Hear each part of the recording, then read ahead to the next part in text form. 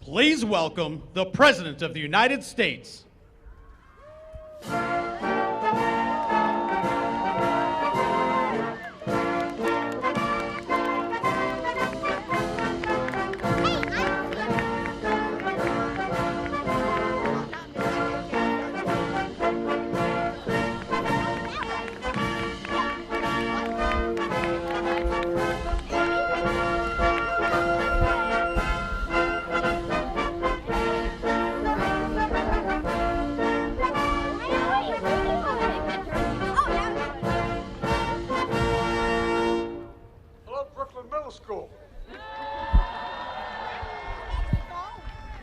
Good morning, everyone. I'm sorry. There's a tradition around where I come from, the state of Delaware, when there's a governor in the room, you got to stand up. And your governor's here, and I wanted to say hi to him. So thank you, Governor, for being here. It's a wonderful Thanksgiving tradition here at the White House. There's a lot to say about it, but it's chilly outside, so I'm going to keep this short. Nobody likes it when their turkey gets cold. I don't know if you imagine it or not. But at any rate, I want to thank Ronnie Parker, Chairman of the National Turkey Federation, and his family from Monroe, North Carolina. And Ronnie's got 44 years in the turkey business, and he also is the grower of our honored guest today. And Lexi, you got a lot of help from Lexi, our fourth-generation member of the ranch where the turkeys were raised and prepared for this very day. They don't know what the verdict, they're not sure of the verdict yet, but we're going to find out in a minute. They listen to a lot of music, I'm told, in order to prepare for the crowd noise today. That's real hard work. And they interacted with the children to show their softer side. Sounds like another flock hoping to come to Washington in 2024. But look, we're joined by another special guest, and that is for what is the largest national turkey presentation ever held at the White House. My dear friends, I'm going to introduce them again, Roy Cooper and First Lady Kristen Cooper here. Truly fantastic leaders. Say hi. We're also joined by Congressman Dan Bishop. Where are you, Danny? Hey, Dan, welcome. Great to see you here. Thank you. And from the 9th District of North Carolina. And a special thanks to members of my staff and their young children who are here today as well. Matter of fact, if you look around, you see that dog on the balcony there? That's my dog, Commander. I was worried if he came down here with all, he'd just do nothing but kiss you and lick you. He'd go after the turkey, so I kept him up there. But we're joined by another group of kids, as I said, from students from Brooklyn Middle School. The reason they're here in Washington, the reason they joined us today is, you know, they were invited a couple years ago to come, but because of COVID, we couldn't have it. So I'm glad you guys came this year. Thank you very, very much for coming. And we're also joined by students from the 4-H programs of Virginia and Maryland, and the folks from the National Future Farmers of America. I want to thank them for being here as well. But before I gobble up too much time, I didn't mean to get started, man. Don't start. Well, that's my grandson, Bo, up there, and my granddaughter. Don't let him jump. At any rate, you know, we got to get on with this. First of all, the votes are in.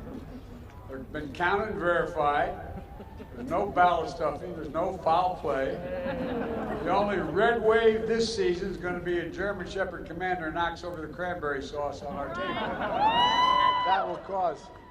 They are big turkeys, aren't they? My fellow Americans, please welcome the 2022 National Thanksgiving Turkeys, Chocolate and Chip. I tell you what, man. They can go wherever they want. Of course, chocolate is my favorite. Chocolate is my favorite ice cream. But we could have named them Chips and Science. But anyway, good name as well. The chocolate chip weighs 46 pounds, and I'm told he loves catching sun on the Outer Banks. And Chip weighs 47, and he loves barbecue and basketball, I'm told. After receiving their presidential pardons today, Chocolate and Chip are going to head to one of the nation's great basketball schools and research universities, North Carolina State. Now, when we told them they were joining the Wolf Pack, they got a little scared. But then we explained it was just a mascot for the school, as one of the nation's best poultry science departments in the country. And now, based on their temperament and commitment to being productive members of society, I hereby pardon. I hereby pardon, yes. I hereby pardon Chocolate and Chip. Which one's Chocolate? Who's Chip? Chocolate, you're pardoned, and so are you, Chip. Chip should I know. I don't even have to be told. Ronnie, why don't we put them on the table? Can you do that? You can do that. That's a big bird, man. We have more chickens than anybody in the nation in Delaware. We don't have turkeys. Look at this. God's over there.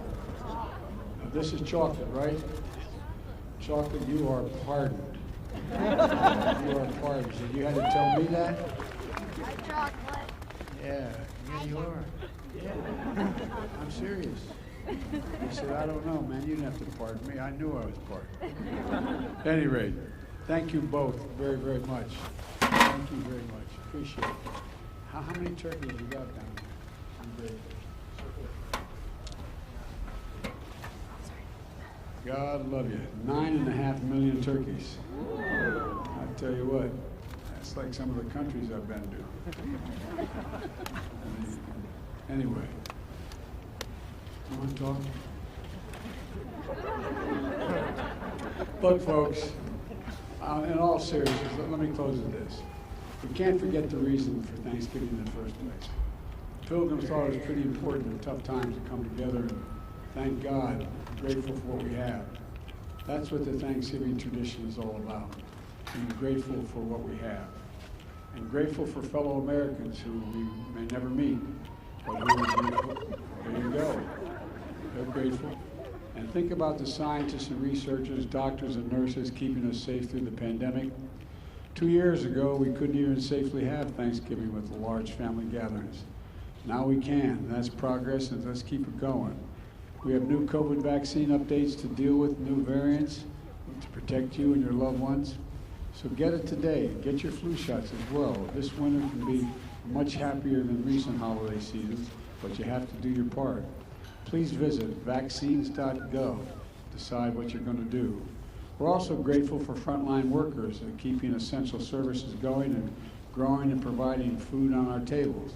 We're grateful for our faith leaders and their counsel and comfort and support. Later today, Jill and I are going to be flying down to North Carolina, to Cherry Point, North Carolina, for a Friendsgiving, where we'll be serving Thanksgiving dinner to the troops and military families to demonstrate our gratitude for their service and sacrifice.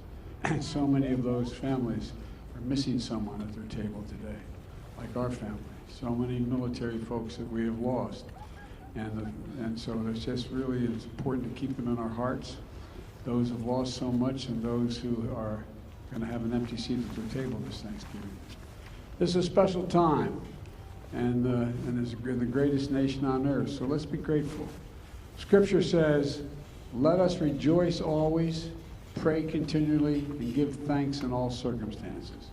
Folks, let's remember all the political fighting goes on you read about. Let's remember one thing. This is the United States of America. The United States of America. There's not a single solitary thing beyond our capacity as a nation. Nothing beyond our capacity if we do it together, united. United. You picked two great turkeys. From the Biden family to all of yours, happy Thanksgiving, and may God bless you all, and may God protect our troops. Thank you all for being here.